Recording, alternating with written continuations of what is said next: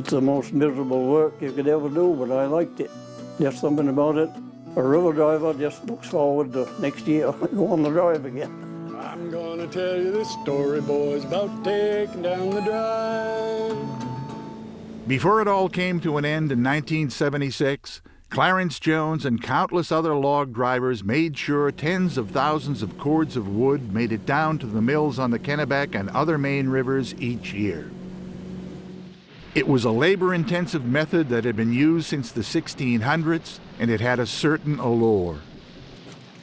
Dave Calder started river driving on the Kennebec when he was just 16. He stayed on for 10 years through the very last drive. They were pretty much general skills for a Maine man. If a person grew up in the country in Maine, they knew how to use an axe and cant dog. I mean, we did use some tools that were specific to the drive, pickeroons and pick poles, and being able to handle a boat helped. Didn't require high-tech skills. You know, it was mostly hand tools, hand labor. It was nothing more than seasonal work, but many river drivers came back year after year. The lucky ones flowed with the seasons. In the spring, they'd work their way north, setting out holding booms at each of the dams.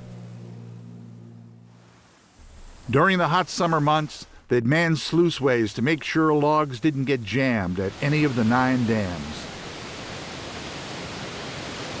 By late summer, they'd head back downriver, bringing up the rear, picking stray logs snagged on the banks and getting them back in the water. Well, the first year that I worked on the drive, Scott Paper had just taken over the mill in Winslow, and they weren't too knowledgeable about things like driving the wood. They insisted that the wood be let go at Bingham.